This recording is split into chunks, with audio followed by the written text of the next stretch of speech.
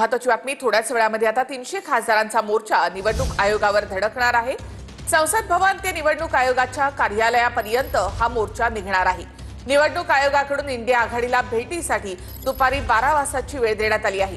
निवडणूक आयोगाकडून फक्त 30 नेत्यांनाच भेटीसाठी परवानगी देण्यात आली आहे। निवडणूक आयोगाने मतांची चोरी केल्याचा आरोप राहुल गांधींनी केलाय। त्यानंतर इंडिया आघाडीने आता हा मोर्चा काढण्यात येणार आहे।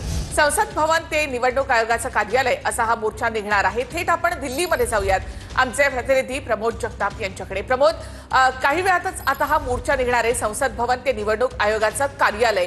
आता तुम्ही ज्या ठिकाणी उभे आहात तिथूनच हा मोर्चा निघणार आहे। आता काही नेते त्या ठिकाणी येत आहेत का? निखिला, बरोबर 11:30 वाजता हा मोर्चा निघणार आहे। ज्या ठिकाणावरनं मोर्चा निघणार आहे त्याच ठिकाणी मी सध्या उभा आहे। आपण दृश्यांच्या माध्यमातून दाखवू शकतोय कशा पद्धतीनं या ठिकाणी संसदेचं एक गेट आहे निखिला, आणि इथं बॅरिगेटिंग मोठ्या प्रमाणात केलेली आहे। दिल्ली पोलिसांचा फौजफाटा या ठिकाणी आहे, सीआरपीएफच्या देखील जवान या ठिकाणी आहेत, आणि इथूनच केंद्रीय निवडणूक आयोगाचं कार्यालय साधारणतः 1 किलोमीटरचं अंतर आहे, तिथपर्यंत हा मोर्चा निघणार आहे। आता सध्या पार्लमेंटमध्ये सगळे इंडिया आघाडीचे खासदार जमलेले आहेत। काही वेळापूर्वी मल्लिकार्जुन खरगे जे काँग्रेसचे अध्यक्ष आणि राज्यसभेचे विरोधी पक्षनेते आहेत त्यांच्या चेंबरमध्ये सगळ्या विरोधी पक्षाच्या खासदारांची बैठक झाली, आणि त्या बैठकीमध्ये मोर्चाची रणनीती ठरवण्यात आली। निखिला, आता सध्या तरी कुणी खासदार बाहेर आलेले नसले तरी ज्यावेळी 11 वाजता संसदेचं कामकाज सुरू होईल त्यावेळी इंडिया आघाडीच्या खासदारांकडून जी त्यांची रणनीती आहे त्या रणनीतीनुसार ही दोन्ही सभागृहाचं कामकाज बंद पाडलं जाईल, आणि मगच सगळे खासदार जे आहेत ते संसदेच्या मकरद्वारावरती येतील, आणि तिथूनच इंडिया आघाडीचे खासदार संसद भवन ते निवडणूक आयोगाचं कार्यालय असा यांचा या ठिकाणी मोर्चा होणार आहे। निखिला, सकाळीच निवडणूक आयोगाकडनं सांगितलं गेलेलं आहे साधारणतः 30च खासदारांना किंवा 30च प्रतिनिधींना चर्चेसाठी निवडणूक आयोगानं बोलवलेलं आहे। पण काँग्रेस असेल किंवा इंडिया आघाडी असेल, निवडणूक आयोगापर्यंत मोर्चा काढण्यावरती सध्या तरी ठाम असल्याचं बघायला मिळते। राहुल गांधी काही वेळापूर्वी संसदेमध्ये पोहोचलेले आहेत, त्यांनी बैठकीमध्ये देखील सहभाग घेतलेला होता। इंडिया आघाडीचे प्रमुख नेते या मोर्चामध्ये सहभागी असणार। निखिला, सुप्रिया सुळे असतील, त्यानंतर काँग्रेसचे महाराष्ट्रातील नेते असतील, संजय राऊत असतील, शिवसेनेचे अजून काही खासदार असतील, हेही या मोर्चामध्ये सहभागी होणार आहेत। मतचोरीचा आरोप राहुल गांधी यांनी मागच्या काही दिवसापासून सातत्यानं केलेला आहे, आणि त्याच अनुषंगानं हा मोर्चा होत आहे। सध्या आपण बघू शकतो मोठा पोलिसांचा तगडा बंदोबस्त जो आहे तो या सगळ्या परिसरामध्ये असल्याचं दृश्य आपल्याला बघायला मिळतंय। पुढच्या अर्ध्या तासामध्ये निखिला मोर्चाला सुरुवात होईल, आणि तिथून पुढे हा मोर्चा जाणार आहे। बघावं लागणार आहे की निवडणूक आयोगाच्या नक्कीच प्रमोद, पुन्हा एकदा मी तुमच्याकडे येते। थेट आपण जाऊयात राहुल गांधी यांच्या निवासस्थानाच्या बाहेर। आमचे प्रतिनिधी अक्षय मंकणी आपल्या सोबत आहेत। अक्षय, तुम्ही राहुल गांधींच्या निवासस्थानाच्या बाहेर आहेत। सुरुवातीला राहुल गांधी संसदेमध्ये जातील, आणि त्यानंतर सगळे जे खासदार आहेत ते निवडणूक आयोगावर तिथून मोर्चाला सुरुवात होणार आहे। आता काय तिथे हालचाली?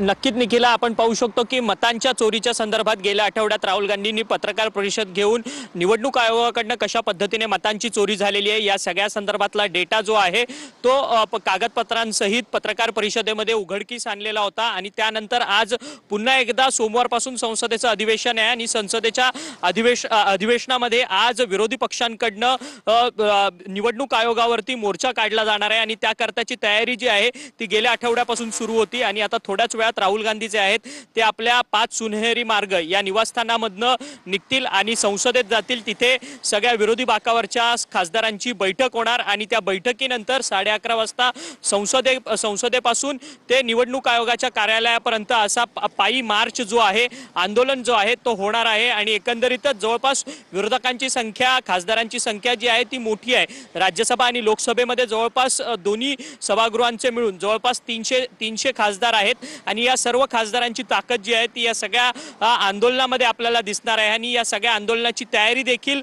विरोधी बाकातल्या पक्षाकडनं मोठ्या पद्धतीने करण्यात आलेली असल्याचं आपल्याला पाहायला मिळतंय। आणि या संपूर्ण आंदोलनाला अडवण्याकरता त्याच पद्धतीने सरकार देखील उतरलेलं आपल्याला पाहायला मिळते, आणि ठिकठिकाणी बॅरिगेटिंग जे आहेत ते प्रशासनाकडनं या दिल्लीच्या रस्त्यावरती करण्यात आलेलं असल्याचं पाहायला मिळतंय। थोड्याच वेळात लोकसभेचे विरोधी पक्ष नेते असलेले राहुल गांधी जे आहेत ते आपल्या घरातून संसदेच्या दिशेने निघतील, आणि त्या ठिकाणी बैठक होईल, आणि त्या बैठकीनंतर मतांच्या चोरीच्या संदर्भात निवडणूक आयोगावरती आंदोलन जे आहे ते राहुल गांधी च्या नेतृत्वात ही संपूर्ण मोर्चा जो आहे तो जाणार असल्याचं पाहायला मिळतंय। या सगळ्या आंदोलनामध्ये शरद पवार असतील, संजय राऊत असतील, आणि महाविकास आघाडीचे सर्वच खासदार, महाराष्ट्रातले ते सर्वच खासदार जे आहेत ते थोडंसं थांबवते तुम्हाला। आपण थेट जाऊयात प्रमोदकडे। प्रमोद, आम्ही तुमच्या मागे पाहतोय ज्या ठिकाणाहून मोर्चा निघणार आहे तिथे आता मोठा पोलीस बंदोबस्त वाढवण्यात आलेला आहे। बरोबर आहे निखिला, काही वेळापूर्वी फक्त दिल्ली पोलिसांचं पथकच या ठिकाणी होतं, पण आता काही वेळापासून सीआरपीएफची देखील एक तुकडी 2-3 तुकडे या ठिकाणी आलेल्या आहेत.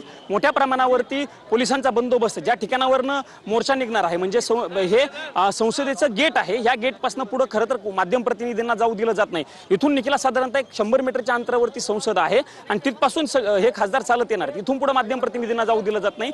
दिल्ली पोलीस आणि सीआरपीएफ असेल यांच्या तुकड्या या ठिकाणी आल्यात. बघू शकतो आपण पाठीमागे निखिला दृश्यांमध्ये कशा पद्धतीने मोठ्या बसेस देखील या ठिकाणी आणल्या. जर समजा इंडिया आघाडीच्या खासदारांनी मोर्चा काढण्याचा प्रयत्न केलाच तर कदाचित त्यांना या बसमध्ये बसवलं जाऊ शकतं आणि म्हणूनच पोलिसांनी तयारी केलेली आहे. त्या ठिकाणी आपण दृश्यांमध्ये बघू शकतो निखिला कशा पद्धतीने मोठ्या प्रमाणामध्ये पोलीस बंदोबस्त देखील या ठिकाणी तैनात करण्यात आलेला आहे. थोड्याच वेळामध्ये म्हणजे 11:30 वाजता मोर्चा या ठिकाणावरून निघणार आहे. ज्या ठिकाणापासून खरं तर सगळे खासदार एकत्र जमतील इंडिया आघाडीचे, हेच ठिकाण आहे निखिला. इथूनच पुढे सगळे खासदार निवडणूक आयोग साधारणतः इथून 1 किलोमीटरचं अंतर निवडणूक आयोगाचं कार्यालय आहे आणि हा सगळा मोर्चाचा परिसर आहे. पण ज्या पद्धतीनं पोलिसांकडनं तयारी केली गेलेली आहे ते बघता ह्या खासदारांना निवडणूक आयोगाच्या कार्यालयापर्यंत जाऊ दिलं जाईल की नाही हे देखील बघणं महत्त्वाचं असणार आहे. मोठ्या प्रमाणामध्ये